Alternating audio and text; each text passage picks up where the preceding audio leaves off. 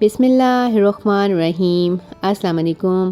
Cooking and crochet craze की आज की इस वीडियो में आप ये खूबसूरत सा मोतिये का गजरा बनता हुआ देखेंगे, जो कि बनाना बहुत आसान है। और ये जो मोतिये के फूल हैं वो इस तरह से स्पाइरल फॉर्म में बनेंगे।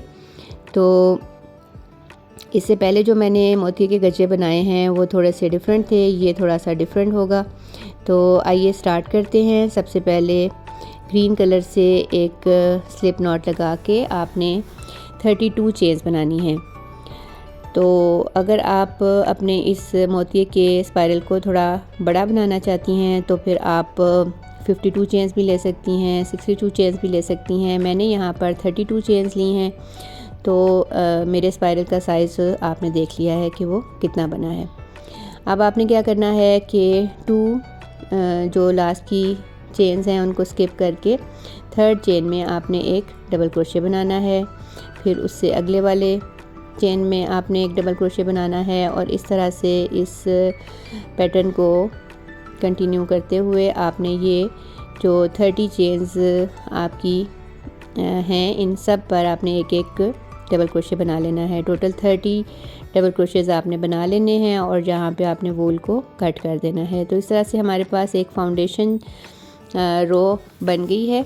अब इस रो के अराउंड हमने मोतिये के फूल बनाने हैं। तो मोतिये के फूल मैं यहाँ पर ऑफ वाइट कलर से बनाऊँगी और एक स्लिप नॉट लगा के ये जो हमने स्टार्ट में 2 चेन्स स्किप की थी उसकी सेकंड वाली चेन पर मैंने वाइट कलर से इस तरह से स्लिप स्टिच लगाया है और इसी जगह पर 3 चेन्स बना के मैंने यहाँ पर 4 डबल क्रोशे बनाए थे।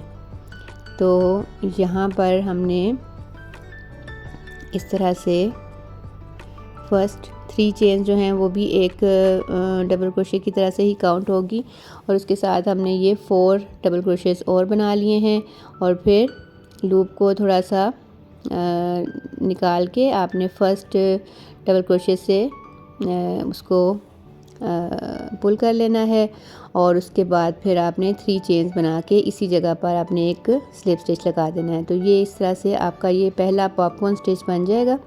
उसके बाद आपने नेक्स्ट स्टिच पे एक सिंगल क्रोशे बनाना है और फिर दोबारा से यही पैटर्न जो है रिपीट करना है। 3 चेन्स बनाकर इसी जगह पर आपने 4 डबल क्रोशेस और बनाने हैं।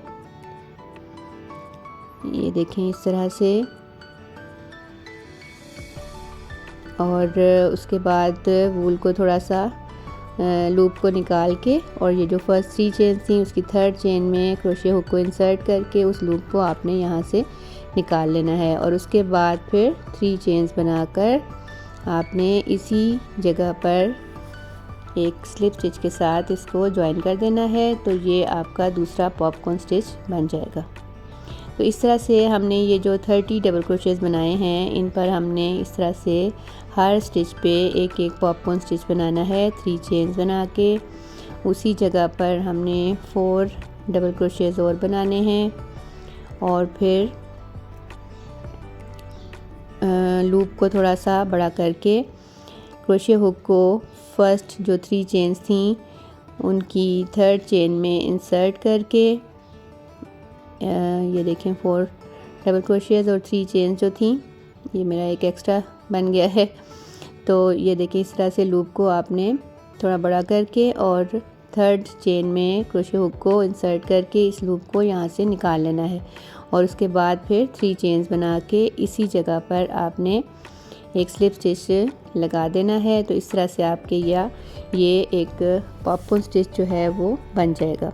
तो हर स्टिच पे आपने इस तरह से एक एक पॉपकॉर्न स्टिच बनाना है और इस तरह से आपके पास ये जो 30 डबल क्रोशेस थे वो कंप्लीट हो जाएंगे। और इस तरह से ये देखें ये थोड़ा थोड़ा सा कर्व में आ जाएगा।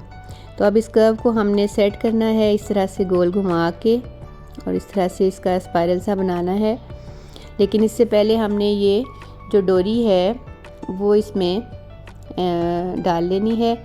तो आप इसको नीडल की हेल्प से भी इसमें जो है वो गुजार सकते हैं, लेकिन मैं यहाँ पे इसको क्रोशे हुक की मदद से ही डालने की कोशिश कर रही हूँ। तो ये देखें इस तरह से आपने 2-2 जो डबल क्रोशेज़ हैं उनके ऊपर नीचे से आपने इस डोरी को गुजार लेना है।